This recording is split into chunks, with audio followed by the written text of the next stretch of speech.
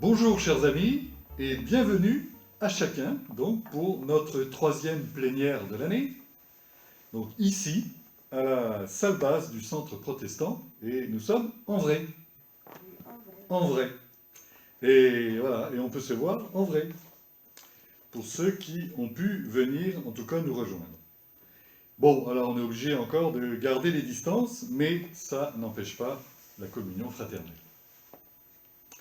Alors nous ne sommes évidemment pas au complet, voilà, et c'est la raison pour laquelle voilà, on enregistre une vidéo qui pourra être lue et regardée par nos frères et sœurs qui n'ont pas pu se joindre à nous.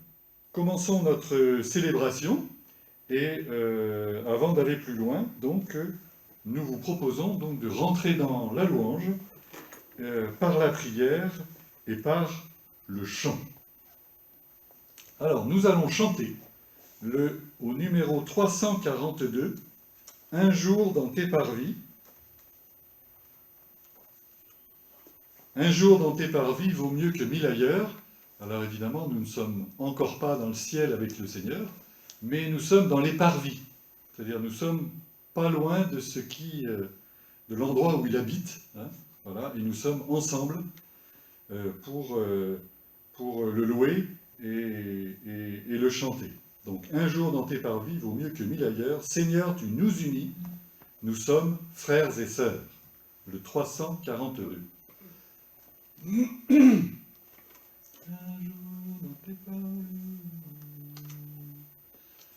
Un jour dans tes parvis vaut mieux que 1000 ailleurs. Seigneur, tu nous unis, nous sommes frères et sœurs. Rassemblés en ce lieu, nous louons notre Père. Voici l'Esprit de Dieu, nous sommes dans sa lumière. Un jour dans tes parvis vaut mieux que 1000 ailleurs. Seigneur, tu nous unis, nous sommes frères et sœurs. Jésus est parmi nous, l'un prie, l'autre pleure. Son regard est si doux, sa joie remplit nos cœurs. Un jour dans tes parvis vaut mieux que 1000 ailleurs. Seigneur, tu nous unis, nous sommes frères et sœurs. Qu'il est doux pour des frères de demeurer ensemble. Nous te louons, Seigneur, notre Dieu Tout-Puissant, pour ce possible en présentiel aujourd'hui. Merci pour la joie de cette rencontre. Nous voulons te remercier pour cette année passée, pendant laquelle tu as pris soin de chacun d'entre nous. Même si nous avons traversé des épreuves, des moments difficiles, de solitude et même de séparation, jamais tu ne nous as abandonnés, jamais tu n'as cessé de nous aimer pour autant. Nous voulons te remercier, Seigneur, parce que tu as toujours placé l'un ou l'autre sur notre route quand nous en avions besoin, même si c'était en distanciel. Merci pour toutes les fois où tu as chassé les craintes et les peurs de notre quotidien. Merci Seigneur pour toutes les initiatives prises, que ce soit au téléphone, par WhatsApp, par Zoom ou Skype, Internet ou courrier. Merci Seigneur pour tout ce qui nous a permis de nous sentir plus proches de toi, plus proches de nos frères et sœurs en Christ. Merci pour les communautés et les églises que nous représentons ici. Merci parce que tu renouvelles notre amour fraternel. Merci pour nos amis et nos familles.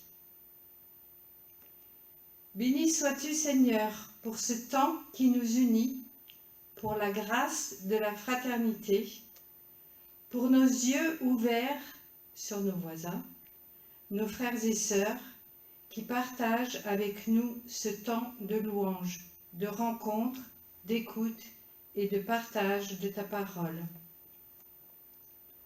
Que ton esprit se répande sur nous comme une huile parfumée qui nous met en chemin vers toi et nous conduit vers cet autre qui nous attend, vers cet autre qui t'attend. Et que ta parole nous rafraîchisse à présent comme une rosée, nous enrichisse et nous éclaire à travers nos différences. Que nos complémentarités nous permettent de laisser notre lampe allumée vers ta destinée, Seigneur.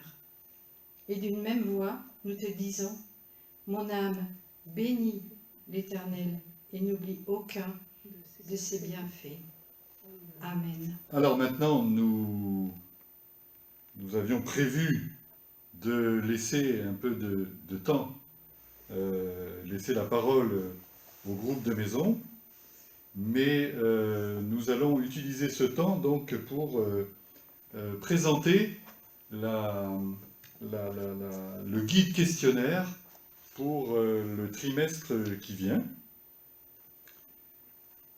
Alors, nous sommes arrivés donc bientôt à la fin des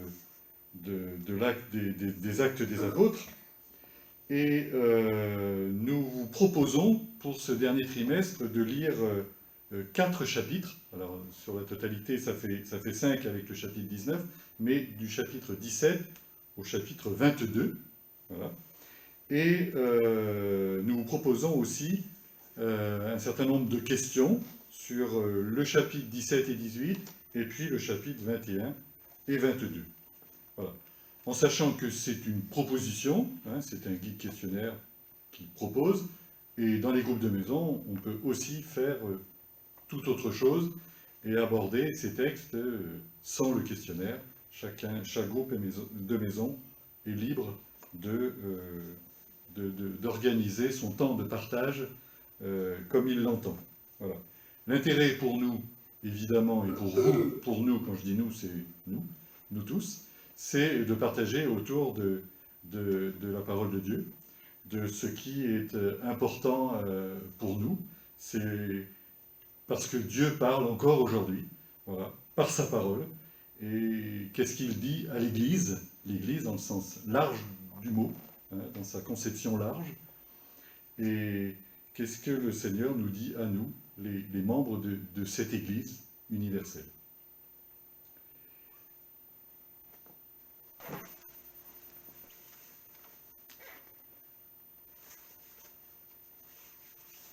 Je voudrais vous présenter un nouveau dans le groupe. Un prêtre qui rejoint donc notre groupe de référents, donc les prêtres et les pasteurs du Pays Royannais, c'est le Père Tavernier. Alors Noël Tavernier, c'est un prêtre engagé à la communauté du Chemin Neuf, et il est donc le curé de la paroisse de Sainte-Marie en Saintonge à Saujon. Alors bienvenue Noël. Merci. Voilà. Et merci parce que c'est toi qui apportes la parole aujourd'hui. Et c'est toi qui nous conduis donc dans cette réflexion à partir d'une partie du chapitre 19 des Actes. Alors avant de te laisser la parole, eh bien, nous allons remettre ce temps de réflexion, de partage au Seigneur.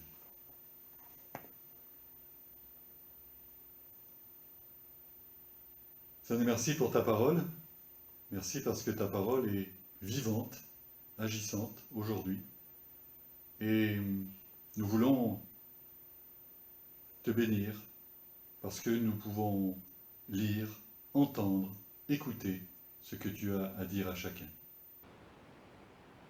Merci pour la disponibilité de tes enfants, la disponibilité de Noël pour nous apporter ce message. Et nous voulons te demander, Seigneur, d'ouvrir les oreilles de nos cœurs pour entendre ce que tu as à nous dire à chacun. Merci pour ta parole et gloire à ton nom. Amen.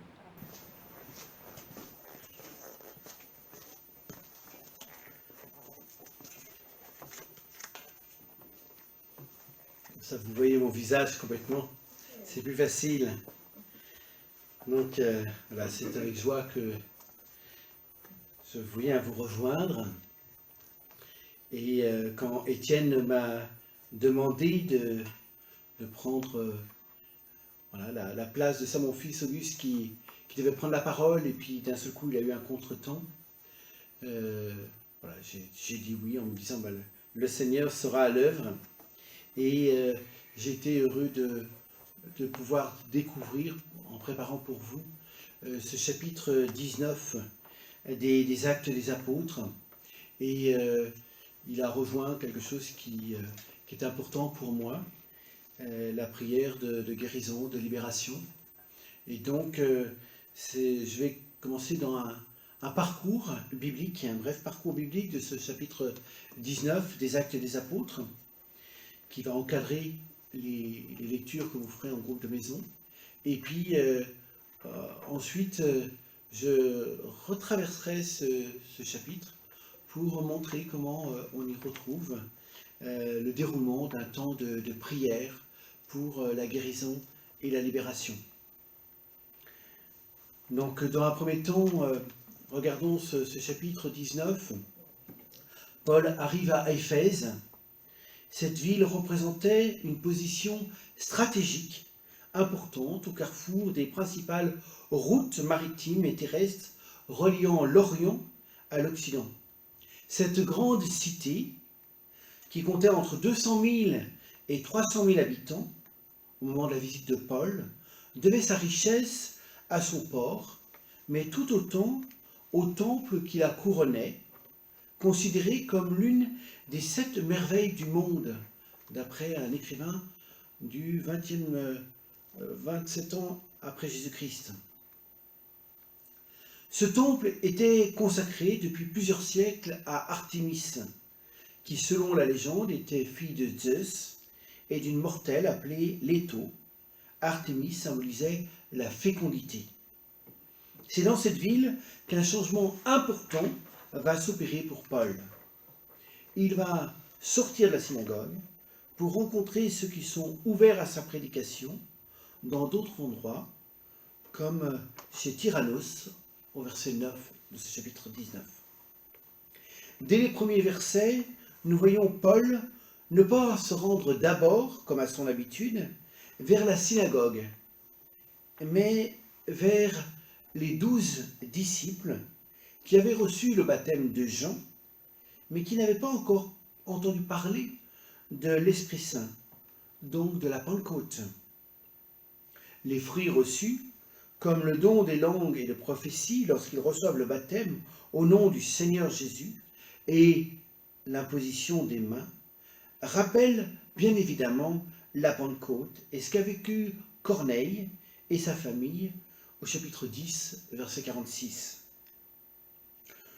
Une autre confirmation dans le verset 7. Les hommes dont il s'agit étaient une douzaine, rappelant la Pentecôte vécue par les 12 apôtres.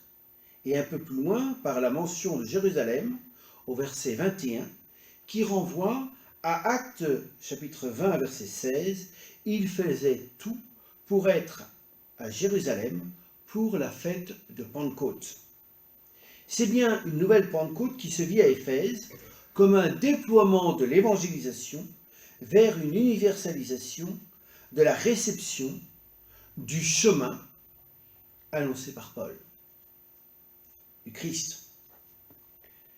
La suite le soulignera comme au verset 10, « Tous les habitants de la province d'Asie, grecs ou juifs, entendirent parler du message du Seigneur. » Et le verset 17, « La nouvelle fut connue de tous les habitants d'Éphèse, juifs ou grecs.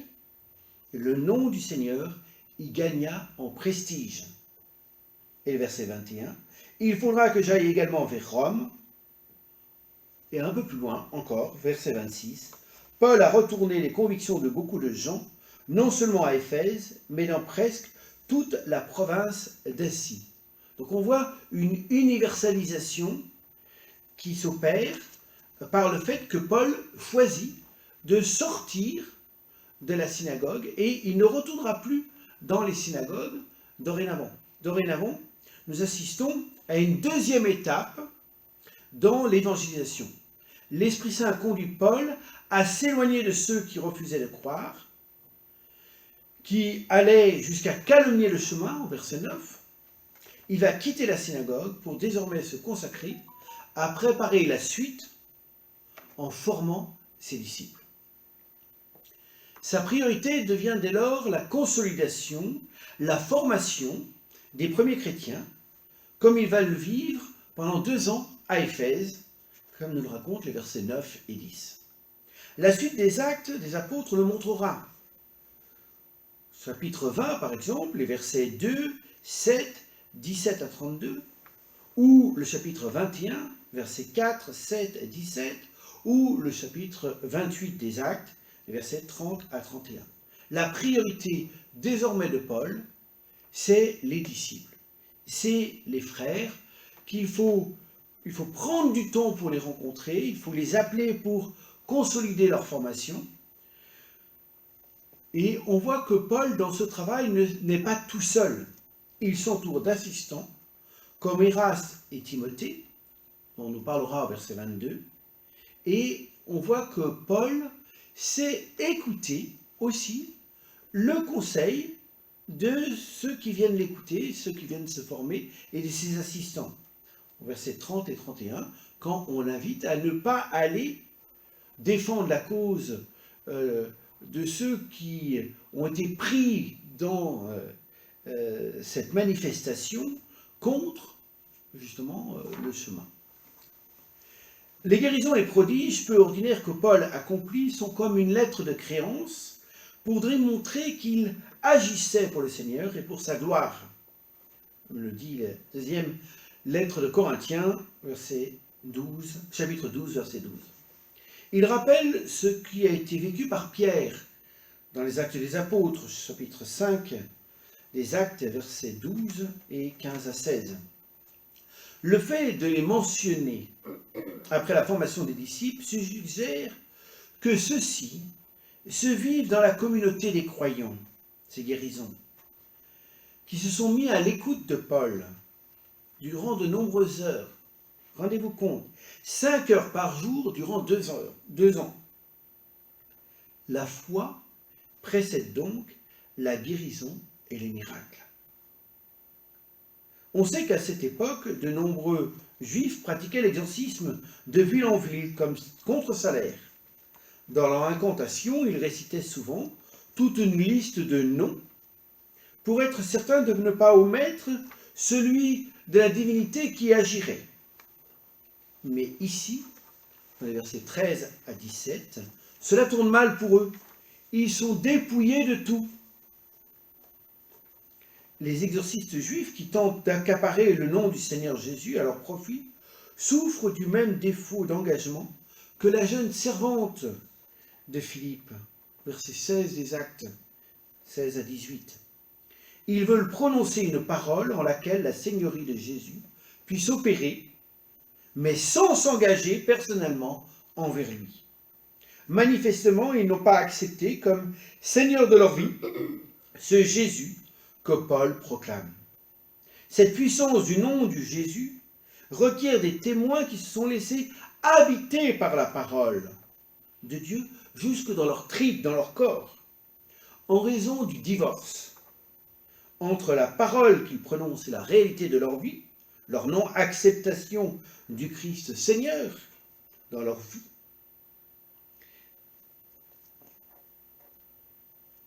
L'adjuration par le nom de Jésus se dégrade en formule magique et devient inefficace, voire dangereuse, puisque les forces des ténèbres se retournent contre eux. Si on n'est pas enraciné dans la foi et dans la vie avec le Saint-Esprit, il faut être très vigilant par rapport à tout ce qui touche au monde des esprits. On risque fort de se retrouver dépouillé par celui qu'on est censé expulser. C'est pourquoi l'Église catholique renvoie un exorciste mandaté et formé pour toute prière de libération d'esprit qui aliène la personne. On y reviendra par la suite. La parole de Dieu croît à Éphèse, verset 17, et montre sa force non seulement par les miracles opérés par Paul, mais surtout par l'autorité morale de l'apôtre sur les cœurs. La foi entraîne la confession des péchés, verset 18, et une purification radicale. Plusieurs de ceux qui pratiquaient l'occultisme se tournent vers Dieu, confessant leurs pratiques et brûlant leurs grimoires, qui leur procuraient sans doute notoriété et revenus. Les objets de leur séduction doivent être éliminés totalement pour ne pas les tenter à nouveau ou pour servir à d'autres. L'accueil de la grâce permet l'accueil de la parole du Seigneur, sa diffusion et la manifestation de sa puissance. Verset 20. Comme pour la manifester, l'auteur des Actes montre le contraire, l'impuissance de la parole de Démétrios, orfèvre, qui se fait le porte-parole des marchands d'objets religieux qui vivent de ce culte à Artémis. Il prend la tête d'un mouvement de contestation pour tout simplement éviter la faillite.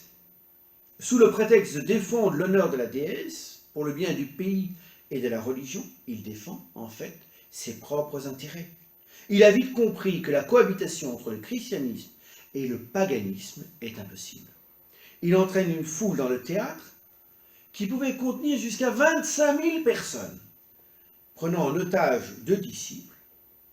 Et on voit dans cette foule qui rentre dans le théâtre un certain Alexandre qui est propulsé en avant par les Juifs, au verset 23.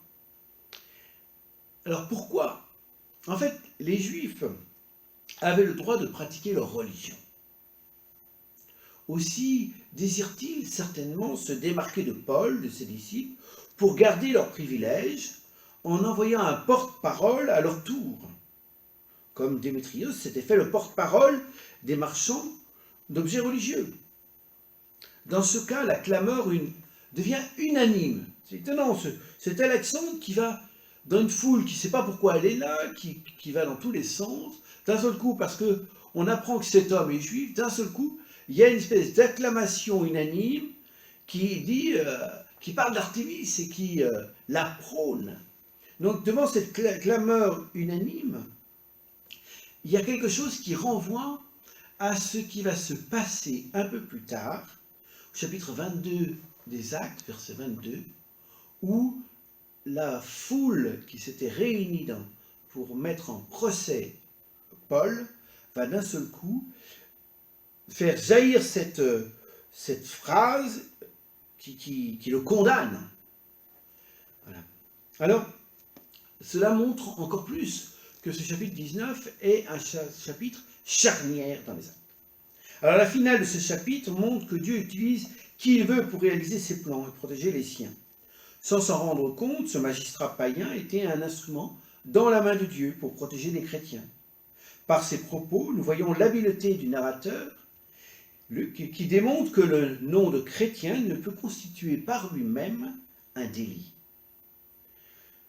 Ce chapitre 19 soulève que le vrai problème d'Éphèse, comme de toute société de consommation, c'est souvent d'inféoder à l'argent le religieux. On a comme la confirmation de ce que disait Jésus, nul ne peut servir de maître, ou bien il haïra l'un et aimera l'autre, ou bien il s'attachera à l'un et méprisera l'autre. Vous ne pouvez servir Dieu et l'argent. Après ce bref parcours du chapitre 19, j'ai été surpris en le lisant chez Étienne, d'un seul coup de voir comment on retrouvait le déroulement d'un temps de prière pour la guérison. Il faut pour cela prendre de la hauteur et d'y voir comme ces successions de versets nous conduisent dans le déroulement d'une célébration. D'abord, saint Paul rejoint les disciples. Et là, ce qui est important, c'est de voir que c'est important de ne pas être seul lorsqu'on prie pour quelqu'un. Il faut constituer des binômes de prière, ou lors du sacrement des malades, pour les catholiques, être accompagné par un membre de la famille ou un prof, quand c'est possible. La situation sanitaire peut ne pas le permettre. Mais s'il y a un binôme, même s'il n'y a qu'une seule personne qui va peut-être mener la prière, l'autre va avoir un rôle clé, un rôle d'intercession, un rôle d'accueil des motions de l'Esprit Saint, qui peuvent à des moments guider la prière. Donc la dimension charismatique de la prière. On écoute l'Esprit Saint pour pouvoir aller plus loin dans le discernement de ce qui est en œuvre et où est-ce que le Seigneur veut agir dans la vie de ce frère, de cette sœur, pour le libérer. Alors, vous voyez, Paul se déplace vers les frères, et je crois qu'il y a aussi un acte important qui manifeste la liberté de la personne, c'est qu'une personne qui, dans une assemblée, dans un groupe de prière, qui veut orienter vers une guérison, ou quelqu'un qui demande la guérison, à un moment donné, il faut qu'il fasse un acte, qu'il le demande et qu'il se déplace. Et le fait que Paul se déplace nous dit quelque chose de l'importance de la liberté à toujours respecter lorsque on va proposer une prière de libération, de guérison. C'est, voilà, je propose, mais chacun doit engager sa volonté, sa liberté. Deuxièmement, nous voyons au verset 2, un deuxième axe qui est important, c'est l'acte de la repentance et du pardon. En fait, il s'agit de préparer son cœur à la venue du Seigneur. Et ce qui fait obstacle à la grâce, c'est le péché. C'est choisir des œuvres de ténèbres plutôt que de se tourner vers celui qui peut nous libérer de l'emprise de ces péchés. Et donc c'est important d'avoir un temps d'aveu de ses fautes.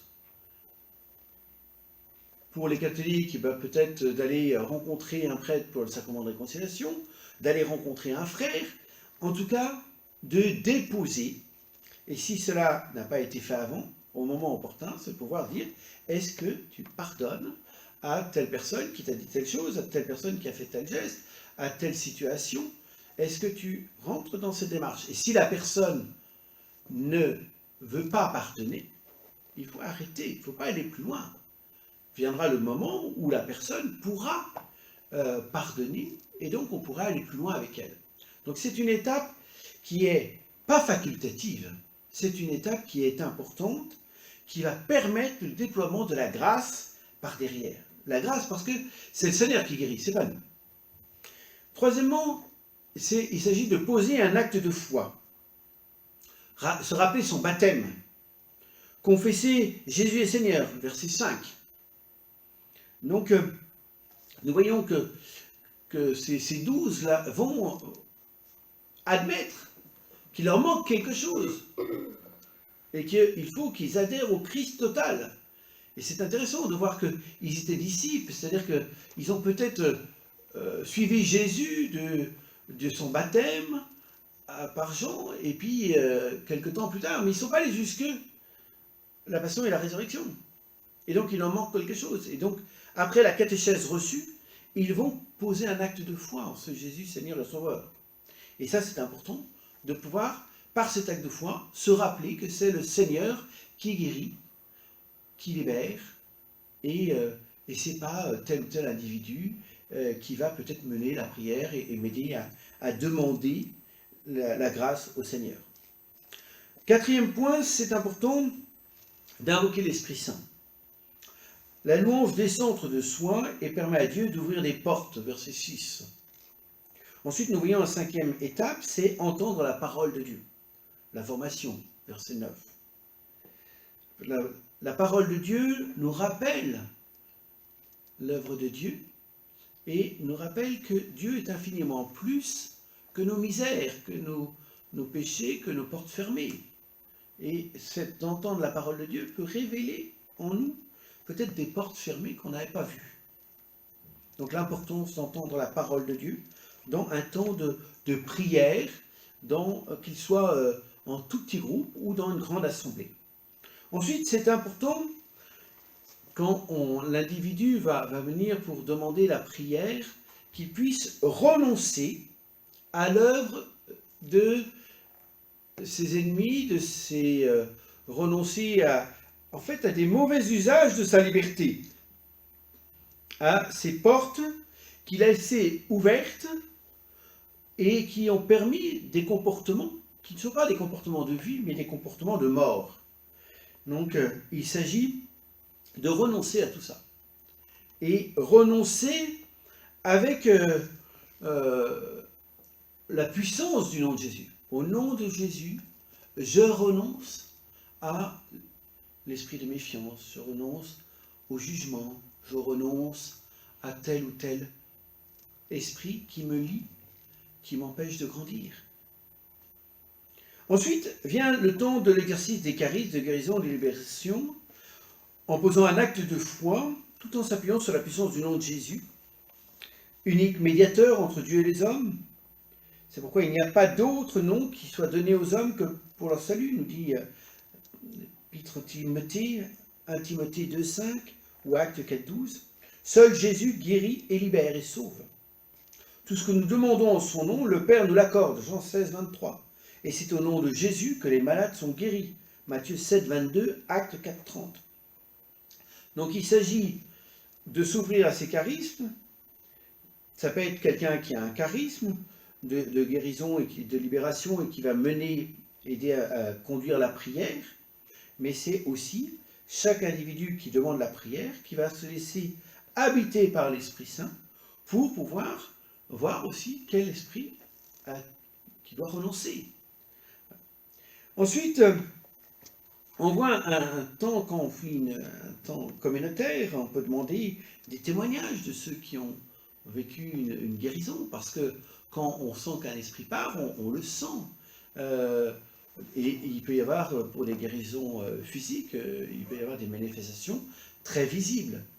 Mais ça demandera toujours, c'est le temps qui va permettre, je dirais, la confirmation de la guérison. Et bien évidemment, il faut terminer par ce 9e temps important, c'est être dans l'action de grâce pour tout ce qui a été vécu. Cela permet de continuer cette œuvre de décentrement de nous et de nous tourner vers le Seigneur. Alors, dans le livre de Neil Lozano, Délié, on voit qu'il rajoute dans la prière en binôme pour la libération, entre le 7e temps et le 8e temps, il parle de recevoir la bénédiction de Dieu sur notre identité et notre destinée. C'est-à-dire qu'on a été guéri, on a été libéré, et dans ce lieu qui est vide, il s'agit de mettre le Seigneur, de remettre notre identité. Là où il y avait le mensonge, il faut remettre la vérité. Et donc la bénédiction, c'est dire à l'autre tout ce qu'il est dans le regard de Dieu. Et donc c'est que l'autre puisse accueillir, je dirais, cette grâce, ce regard bienveillant que Dieu a sur lui. Et qu'il puisse se remplir, se dilater à l'Esprit Saint. Alors, pour éviter toute erreur et toute mauvaise pratique, on pourrait, il y a plusieurs livres, il y a un petit manuel qui a été fait, donc il y a deux choses qui ont été sorties en 2017. Le ministère de délivrance par la commission doctrinale de l'ICRES, où on a nos frères de la communauté, Étienne Vetteux, qui a collaboré à l'élaboration théologique de ce petit ouvrage. Et puis, ça a été commandé par la Conférence des évêques de France, où cela montre des prières. Et ce qui est intéressant, c'est toutes les recommandations qu'il peut y avoir avant pour, dans quel cadre on peut prier, qu'est-ce qu'il faut faire et ce qu'il ne faut pas faire. Donc là, c'est pareil, dedans, il y a un certain nombre de choses qui sont très intéressantes sur les liens, sur comment ils apparaissent, comment ils se nourrissent et comment il faut les remplacer, en fait. Et puis, il y a un autre article, un autre livre, qui a été, c'est la suite d'un colloque qui a été organisé par la communauté du chemin neuf en 2017. Et ce colloque sur justement la prière de libération Et donc, c'est les fruits de ce colloque. Et donc, ça permet aussi d'avoir des outils comme guérison et psychologie, et repérer un peu tout ça. Alors, je voudrais donner quelques petits, très rapidement, de petits avant-goûts de ce qu'il peut y avoir. L'homme est un tout. Nous pourrions simplifier en disant qu'il y a 3 dimensions chacun de nous, le spirituel, le psychique et le corporel. Le corporel, c'est ce qui nous tourne vers les autres. Si c'est le spirituel qui montre la totalité de notre être, la dimension corporelle est à prendre au sérieux. Comme nous y invite la lettre de Jacques, chapitre 5, versets 13 à 15. Parmi vous, quelqu'un souffre, qu'il doit prier. Quelqu'un est malade, il doit appeler les responsables de l'Église. Ils verseront de l'huile sur lui et prieront pour lui au nom du Seigneur. S'il prie avec confiance, cette prière sauvera le malade. C'est ce qui se vit dans l'Église catholique lorsque quelqu'un demande le sacrement des malades, mais qui peut aussi se vivre dans chacune de nos églises par la prière des frères. Et c'est important que ce n'est pas réservé à une élite. Si le sacrement des malades est réservé aux prêtres, de prier pour la guérison est ouvert à tout baptisé. Et peu importe qu'on ait un charisme de guérison ou pas, parce que c'est le Seigneur qui passe, c'est pas nous. Donc c'est dans l'exercice de cette prière que l'on découvre petit à petit que le Seigneur nous donne de façon temporelle ou permanente ce charisme de guérison. L'accueil individuel, l'écoute, le discernement doivent être de mise à chaque instant. Nous sommes entourés de beaucoup de détresse, de souffrance, nous devons accepter de ne pas être tout-puissants. La souffrance et la maladie sont un mystère qui dépasse même la médecine, vers laquelle nous devons renvoyer dans bien des cas. Et surtout ne jamais oublier que c'est le Seigneur qui guérit. Il continue de guérir lorsqu'on se rapproche de lui à travers la prière personnelle, la prière liturgique et la parole de Dieu. Sagesse, chapitre 16, verset 12. Ce n'est ni herbe ni cataplasme qui leur rendit la santé, mais ta parole, Seigneur, elle qui guérit tout. Mais aussi par l'intermédiaire de ses serviteurs dans le charisme de foi et de guérison. Ces charismes doivent être vécus comme un service humble que Dieu donne pour autrui et qui peut être donné à chacun. Donc n'ayons pas peur de prier, et je voudrais vraiment laisser ce message que nous ne devons pas avoir peur de prier les uns pour les autres pour la guérison. Mais, comme le dit un autre passage de l'Écriture, si tu es malade, va voir le médecin et en même temps, va voir les anciens, va voir les frères, la prière des frères. Donc, il faut s'appuyer sur les deux côtés. Et nous qui habitons Saujon avec les termes où il y a pas mal de personnes qui ont eu des problèmes psychiatriques, psychologiques importants, on ne peut pas faire n'importe quoi.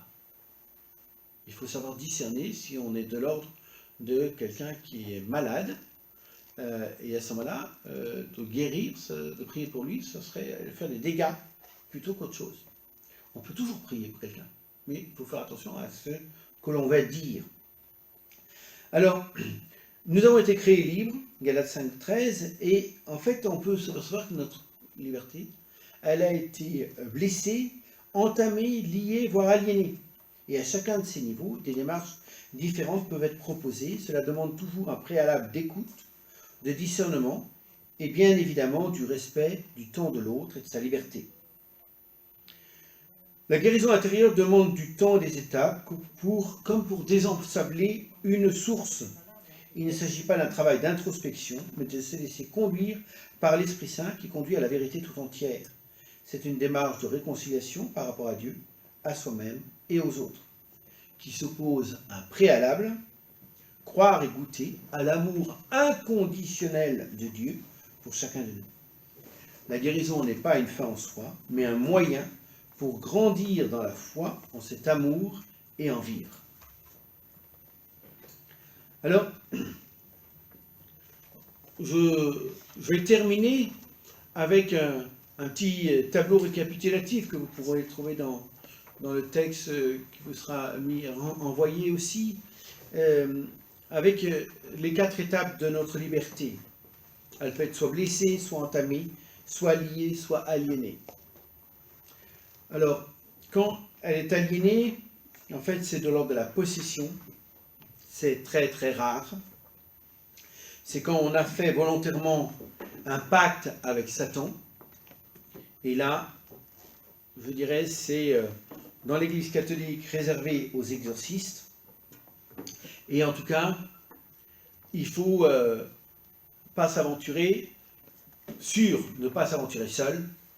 Et deux, il faut être bien formé et être confirmé par les autres pour s'attaquer à des cas comme ça. On a plus de chances d'en voir en Afrique. Voilà. J'ai vécu en Afrique un certain nombre de choses, de possessions, et qui m'ont confirmé la parole de Dieu. Je me rappelle d'un enfant pour qui j'ai prié. Cet enfant, à des moments, était parti.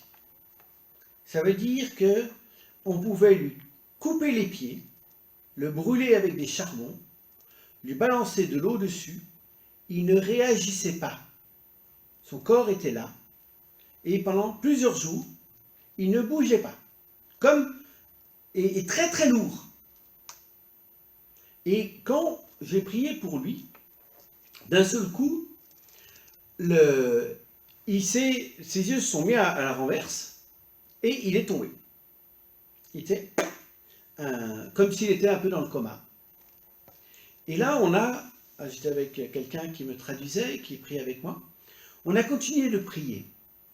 Et à un moment donné, il est revenu à lui et il nous a dit, mais quand je suis descendu, en fait, j'ai vu la croix du Christ et j'ai accueilli Jésus comme mon Seigneur et Sauveur. Et il m'a expliqué après que, en fait, quand ça lui arrivait, ce genre de choses, il était commandé par un démon qui était accroché, qui était lié. Vous savez, le Seigneur dit, les esprits ont été vaincus, la victoire est acquise. C'est-à-dire que ce monde des ténèbres, eh bien, ils ne peuvent rien faire par eux-mêmes. Par contre, ils peuvent commander à distance. Mais ça veut dire que l'autre, il accepte de venir vers lui et de faire ce que lui demande le démon. Et ce gamin me racontait, mais voilà, celui pour qui je travaille, et il ne faisait pas des choses sympathiques, eh bien, il est accroché. Et personne ne peut le libérer. Mais il œuvre. Et je peux vous garantir que ça a été une révolution. C'est-à-dire à partir du moment où le Seigneur avait fait le travail, nous, on a béni, on a accompagné, et le travail était fait. Et ce qui était beau, c'est que cet enfant, voyant tout ce qui lui arrivait, sa tante qui l'avait accueilli, voulait absolument qu'il soit baptisé, pour être protégé de ça. Mais nous, on a dit, mais non, on ne peut pas baptiser un enfant de cet âge-là, une douzaine d'années, sans sa volonté. Par contre, une fois qu'il a vu que la croix le libérait et lui empêchait d'aller plus loin et de retrouver le chemin de la vie, alors là, à ce moment-là, il a pu recevoir le baptême. Entrer dans un chemin de catéchuménat et recevoir le baptême. Donc, pourquoi j'en parle comme ça, c'est pour dire, voilà, ça, c'est de la grosse cavalerie et il ne faut pas forcément penser à ça parce que les exorcistes le disent, c'est très très rare et on a quand même les choses qui sont avant. Alors si on reprend du début, notre liberté est blessée. Les blessures, c'est ce qui est enregistré dans notre mémoire, soit visuelle, soit tactile, soit auditive. Elles peuvent avoir différentes origines, culturelles. Par exemple, ce truc, moi elle n'est pas capable, à Maurice, qui vient de l'esclavage, qui vient de... Et on a quelqu'un, eh ben, il est pris par une culture qui fait que, eh ben, il faut couper ce lien avec la culture. Ou des racismes qui viennent d'un milieu ambiant, et là il faut couper parce que c'est pas de la vie. Ou qui viennent de l'éducation. Il faut être le meilleur, il faut être le plus fort, il faut tout comme ça. Il n'y a pas si longtemps que ça, le week-end dernier, j'ai prié pour quelqu'un qui, d'un seul coup, il a craqué parce qu'il se rappelait ce moment du bac où il avait une mention assez bien et sa mère s'est mise à pleurer parce qu'elle voulait que son fils aille très bien. Et le gamin, en fait, il a réalisé que, en fait, il était enfermé dans « tu dois être le meilleur ». Et donc, il avait un sentiment d'être nul. Tout le temps nul, nul, nul, nul. Dans sa vie de couple, dans sa vie professionnelle, dans machin. Il fallait couper avec cette éducation où les enfants, ça ne parle pas à table. Et puis du coup, d'un seul coup, on ne parle plus du tout. On est dans l'isolement. Là, il faut couper. C'est du mensonge. Ou ça peut venir de notre histoire personnelle, avec des tranches de vie qui ont besoin d'être visitées par le Seigneur, ou un moment précis dans notre histoire. Alors on peut repérer aux conséquences de ces blessures. Des choix de mort, des besoins d'indépendance, des fausses images de Dieu, des mécanismes de défense, des mauvais comportements, des péchés récurrents qui reviennent tout le temps. Donc tout ça, ce sont des conséquences qui éclairent et qui peuvent aider. Mais comme je le disais, pas d'introspection à l'accueil de la grâce. Et c'est le Seigneur qui nous montre tel point, qui va être cette porte dans laquelle la grâce va passer, qui va nous montrer quel est ce chemin qui doit être libéré. Et là, on peut demander une prière de guérison intérieure. La guérison intérieure est beaucoup plus importante que la guérison physique. J'ai prié plusieurs fois, j'ai demandé la prière plusieurs fois pour être délivré d'acouphènes. Vous savez, ces bruits comme des cocottes minutes. J'ai l'équivalent de 6 cocottes minutes dans la tête actuellement. Et bien, j'ai prié. Il y a des fois où j'ai été hospitalisé pendant plusieurs mois à l'hôpital pour des questions d'oreille. Et il y a des fois, je prenais la tête contre le mur. Tellement je souffrais, que ça m'énervait, que je n'en pouvais plus. Et le Seigneur ne m'a pas guéri de ça. Mais par l'accueil de cette souffrance que je vis tout le temps, eh ben, il m'a ouvert une certaine compassion des autres. Et donc, parfois, on a accompagné quelqu'un qui souffre, qui a un handicap, qui a peut-être une maladie qui va le laisser handicapé, mais on n'a pas, peut-être que le Seigneur, il ne veut pas le guérir. Et puis il y en a d'autres qui vont le guérir. Et ça, c'est, je me rappelle avoir partagé une semaine avec Emiliano Tardif, et Emiliano Tardif me disait, mais la première chose que je ferai quand je serai auprès du Seigneur, et il l'est maintenant, c'est pourquoi telle personne a été guérie et pas telle autre. Ça, c'est un mystère. Et en fait, quand on demande la prière et qu'on n'est pas guéri comme on voudrait l'être, peut-être qu'il faut qu'on se pose la question, mais peut-être qu'il y a des choses plus importantes que je dois guérir d'abord, ou je dois accueillir la grâce. Peut-être qu'il y a comme une source, je dois la désensabler. Notre liberté, elle peut être entamée. Et là, c'est le péché. Le péché qui est raté sa cible. Et là, c'est l'importance que je disais tout à l'heure, de la repentance, de la réconciliation, de demander pardon à quelqu'un, ou d'offrir son pardon. Et ce qui est important, c'est que on n'a pas besoin pour pardonner ou demander un pardon que l'autre nous réponde. Si vous pardonnez, vous aurez moins de problèmes de torticolis, de problèmes de reins, de problèmes de mal de tête, de migraine et tout ça. Le non-pardon a des conséquences sur notre corps. Notre liberté peut être liée par des liens. C'est ce qui a été mis en œuvre par un mauvais usage de notre liberté face à nos blessures. La blessure, c'est comme un acte, et le lien, c'est quand on a, après cette blessure, mis telle chose.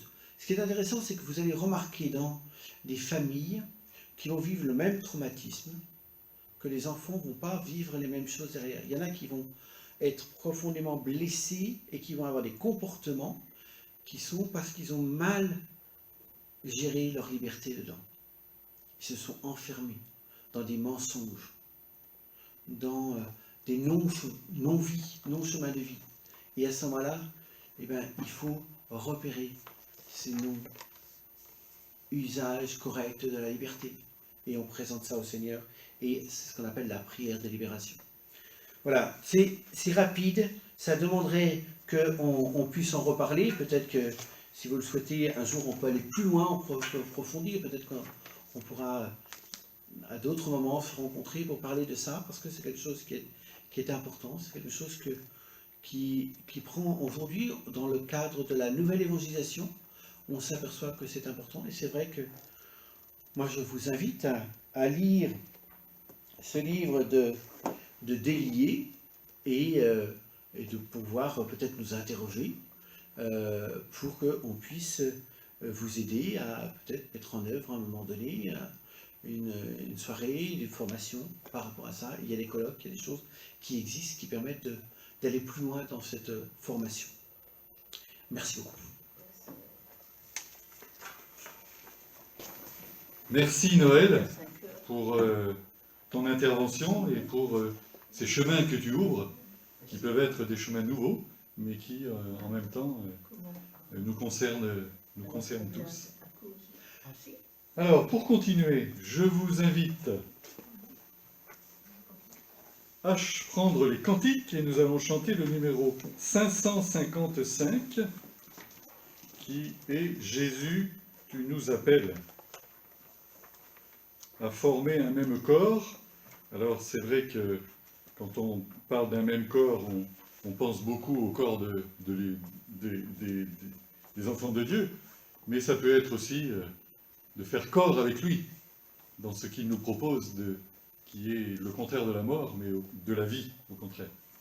Oh Jésus, tu nous appelles à former un même corps, à rester toujours fidèles, tous unis dans nos efforts, que jamais rien ne sépare ceux qui veulent te servir, mais que ton amour s'empare de nos cœurs pour les unir.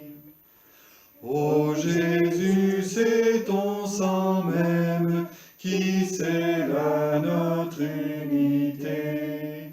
Apprends-nous comment on aime, donne-nous ta charité. Que l'on trouve en ton Église le modèle de la paix, pour que rien ne la divise, rends-nous frères pour jamais. Amen. Alors maintenant c'est le temps de l'intercession, et Marie-Christine va nous conduire donc dans la prière d'intercession. Seigneur, nous te prions. En cette période de pandémie, les mesures sanitaires n'ont fait que restreindre nos échanges, nos rencontres, et ont ralenti la vie sociale. La plupart d'entre nous en ressentons une certaine fatigue et beaucoup de lassitude. Mais nous le vivons plus intensément encore au cours de ce carême, comme un temps de désert, un temps de solitude. Seigneur, aide-nous à découvrir que dans ces isolements, tu viens nous visiter et tu viens habiter les vides et tu rejoins nos fatigues. Seigneur, nous te confions les personnes malades et seules, qu'elles trouvent auprès de ceux qui les visitent l'écoute et la compassion dont elles ont tant besoin.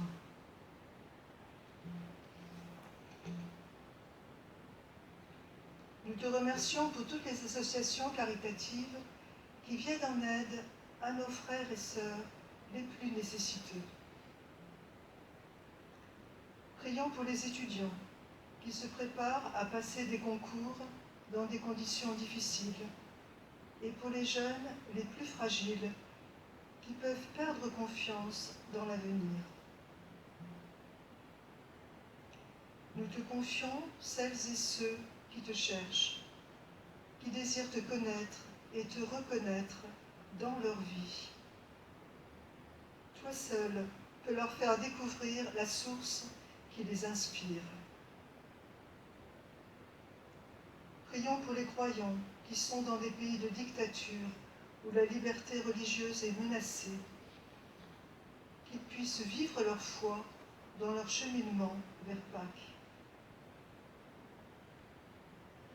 En ce beau printemps qui est enfin arrivé, c'est la nature qui renaît, c'est la vie tout entière qui renaît. Montre-nous, Seigneur, comment nous délivrer de tout ce qui est mort en nous, ou de tout ce qui nous conduit sur des chemins de mort. Père, accorde à ton peuple d'entrer avec ferveur dans cette semaine sainte et réponds à ses appels dans ta miséricorde. Seigneur, tu ne cesses de venir vers nous, mais nous t'accueillons parfois avec des doutes ou avec des reproches. Pardonne-nous d'avoir tant de mal à te recevoir tel que tu es vraiment, comme un roi serviteur et plein de douceur, comme un roi qui nous ouvre les portes du royaume.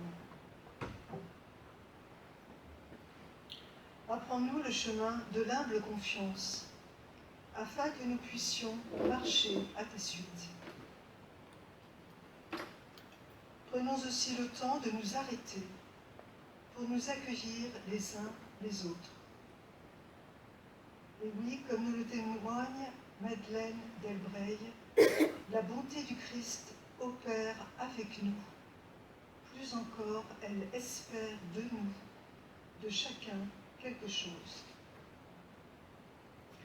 C'est pourquoi, ensemble, nous voulons te dire d'une même voix la prière que ton Fils Jésus nous a enseignée.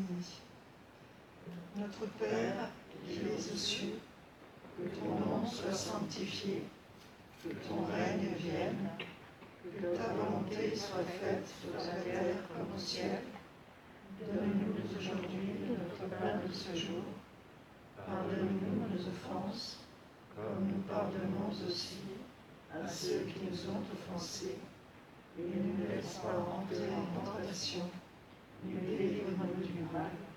Car c'est à toi qu'appartiennent le règne, la puissance et la gloire, pour les siècles des siècles. Merci Marie-Christine. Alors c'est le moment de la bénédiction et de l'envoi. Est-ce que Noël et Chantal, vous pouvez venir?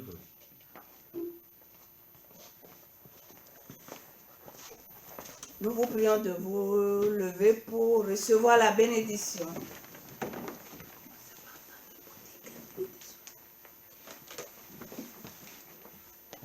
Allons en paix et que la bénédiction de Dieu le Père, le Fils et le Saint-Esprit reste avec chacun de nous.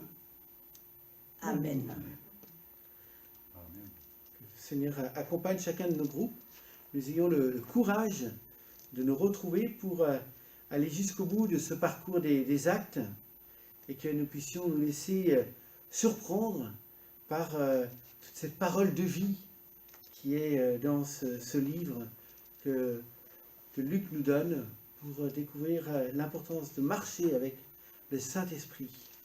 Que le Saint-Esprit que nous allons accueillir dans ce temps pascal puisse être sur chacune de nos groupes de maison. Amen. Est-ce que tu veux présenter Noël à ceux qui viennent d'arriver là? Noël, présente-toi. Alors, Ça sera plus simple. pour ceux qui viennent d'arriver, moi je suis membre de la communauté du chemin neuf, prêtre de la communauté, curé de Saujon, et des 14 clochers dont dépend la paroisse. Donc voilà, ça fait la 4e année que je suis ici sur la Charente, et j'ai été en Savoie pendant 13 ans, au Burundi en Afrique pendant 7 ans, à Lyon et au service de couple au niveau de l'Europe de l'Est pendant 4 ans, et puis voilà, je suis ici depuis 4 ans. Donc j'ai un peu un parcours, et je suis dans ma vie de prêtre, j'ai beaucoup été aussi comme un prêtre ouvrier, puisque je me suis occupé pendant 13 ans de la restauration de l'abbaye d'Hautecombe en Savoie, et qu'au Burundi, on m'a demandé de démarrer une paroisse, et on m'a donné un champ, et donc j'étais architecte, constructeur, paysagiste, jardinier. Alors c'était une paroisse comme on n'a pas de paroisse ici, hein, j'avais 12 000 pratiquants chaque dimanche. Moi-même, j'en rencontrais que 3000. Donc c'est un autre monde. Voilà. Merci. Voilà. Ok, merci. Il y a quelque chose pour Pâques. Alors, est-ce qu'il y a Alors, quelque des chose- informations, j'en ai, justement. Tout est prévu. Alors, notre calendrier. Alors, à propos de l'aube de Pâques. Voilà, c'est ça la grande question. Sur la plage de Ponteillac, donc nous n'avons encore pas de réponse de la mairie de Royan, puisque c'est la mairie de Royan qui donne l'autorisation, puisque elle, la mairie de Royan, n'a pas l'autorisation de la préfecture. Voilà. Donc nous attendons la réponse de la préfecture via la mairie de Royan. En tout cas, ce matin, au téléphone, ils n'avaient toujours pas la réponse. Donc nous vous tiendrons au courant s'il se passe, s'il s'organise quelque chose ou pas. Mais c'est vrai que là, le temps se resserre. Donc ça va être un peu plus compliqué. Sinon, entre aujourd'hui et notre prochaine plénière du 3 juin, donc nous pouvons nous réunir en groupe de maison, voilà, si c'est possible, si c'est faisable, etc. 2 réunions de groupe de maison sont possibles d'être organisées. Et le 3 juin prochain, donc c'est notre prochaine plénière, eh bien nous pourrions partager ce qui s'est dit dans les groupes comme nous le faisons habituellement. Voilà. D'autres informations? Sinon, je vous propose, pour finir, de chanter un chant qui parle d'unité. C'est le 556, donc tout à l'heure nous étions au 555, donc c'est juste la page d'à côté. Le numéro 556, et c'est Père, unis nous tous, je vous invite à vous lever.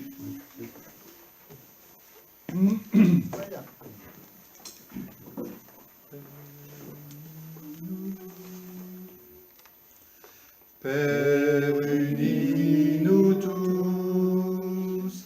Père, unis-nous tous.